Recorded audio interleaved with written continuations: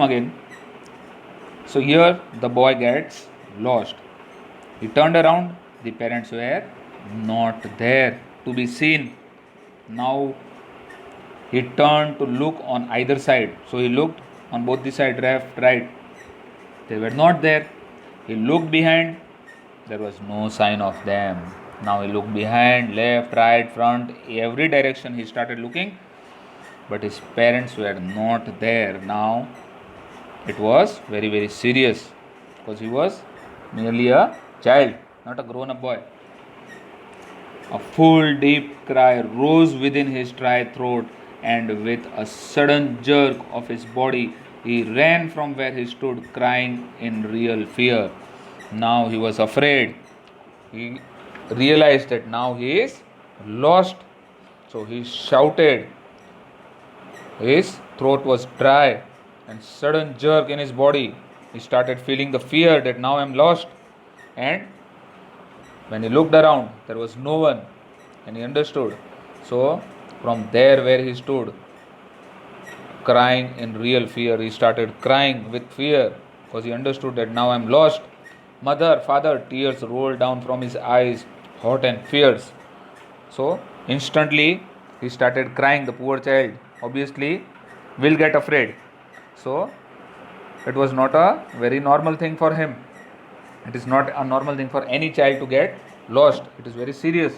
So when he understood that now he is lost, he instantly started crying and started shouting, Mother, father, tears started rolling down.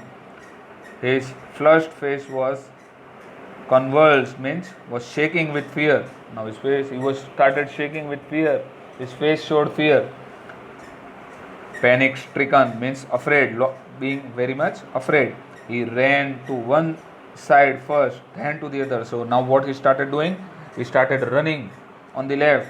He couldn't find his parents there. Then started running on the right. There also he couldn't find anyone. Then to the other.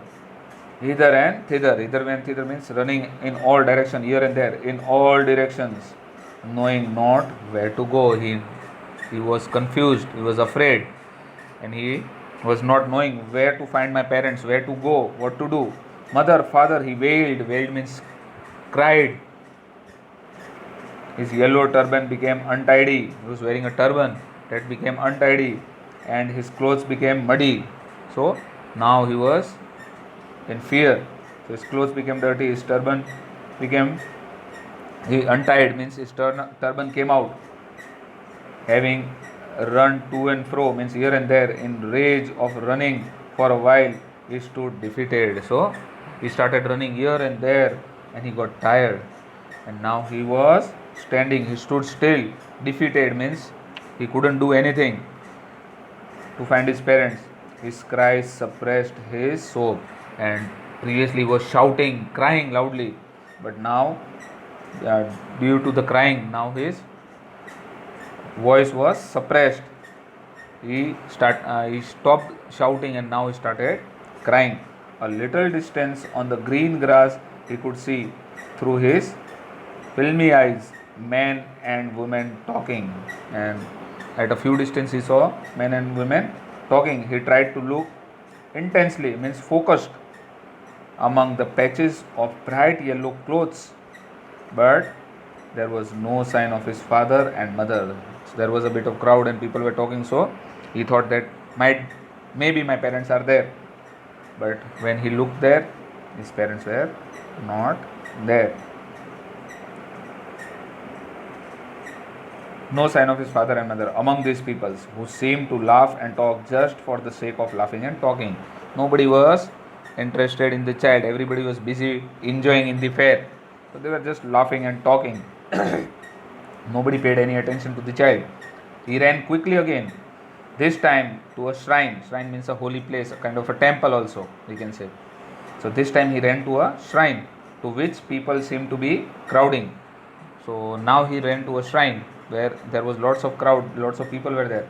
Every little inch of space there was congested with men. Now it was very, very crowded there. It was lots of people were there, not even a small inch, a small place to move. So Lots of people were there. But he ran through people's leg, his little sob lingering. And he was pushing through the legs of the people because he was very small. And he was pushing through the legs and trying to go forward. And still he was crying, lingering, sobbing, mother, father, near the entrance of the temple. However, the crowd became very thick. Man jostled means pushing, and lots of rush each other. Now the rush was getting more and more. The people were, it was too much crowded. Each other, people were pushing each other. Heavy men with flashing, murderous eyes and hefty shoulders, large, heavily built men. People were there. Hefty means very strong shoulders. The child was getting afraid at looking at those people there. The poor child struggled to thrust away between the feet, but knocked to and fro by the brutal movement. Now there was so much rush that the child was going forward, but he was being pushed away by the people, by their feet. He might have been trampled underfoot.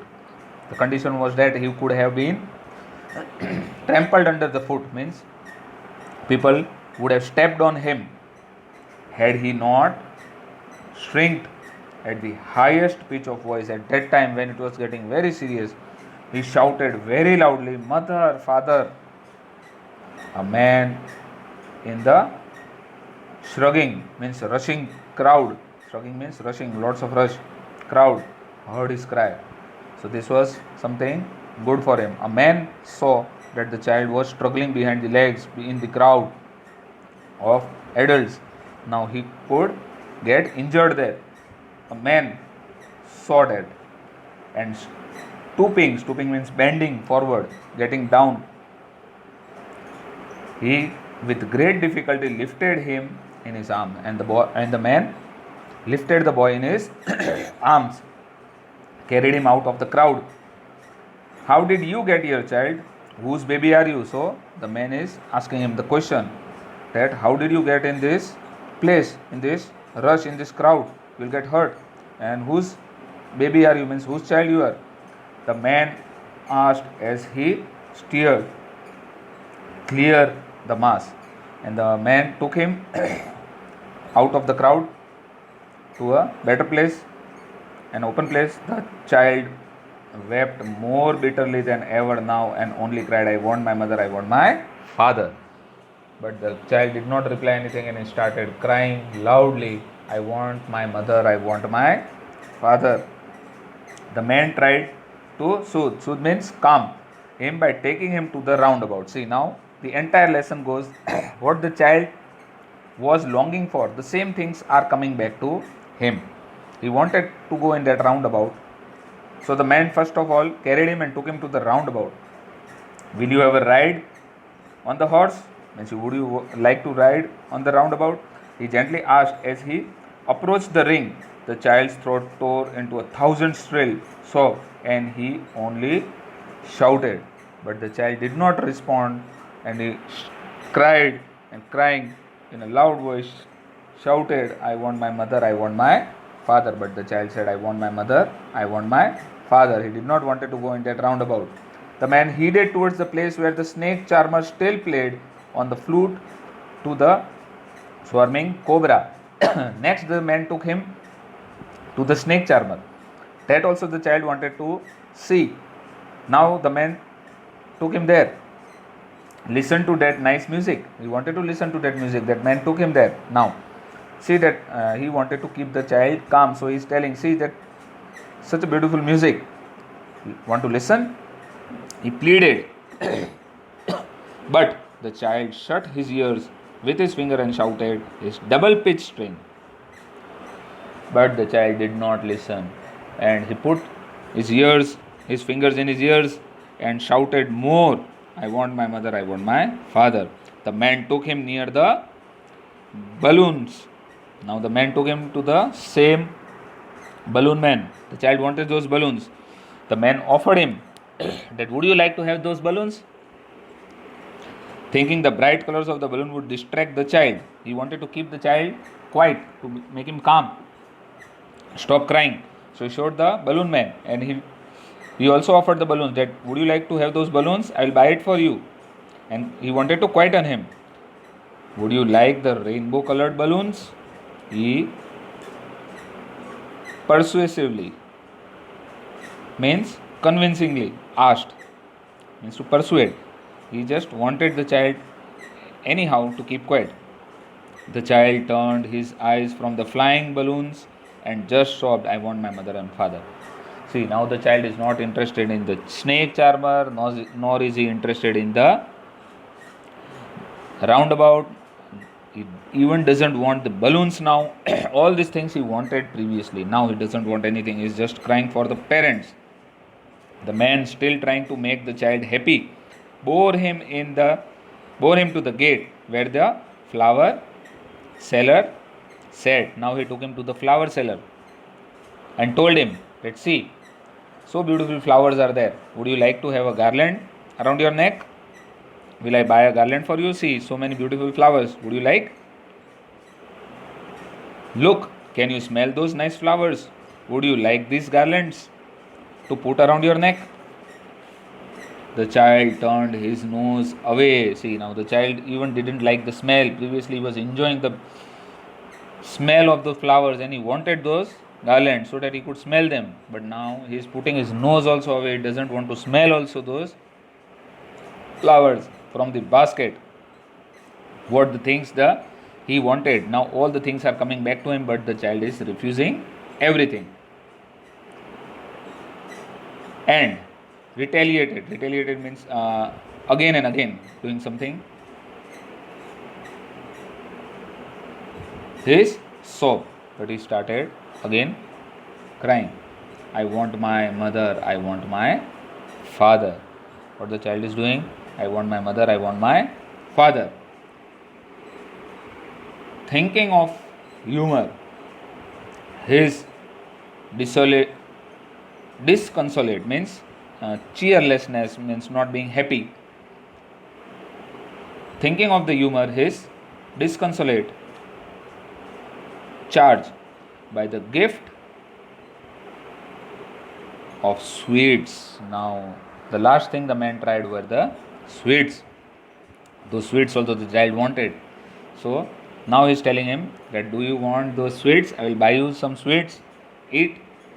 So that he could keep quiet.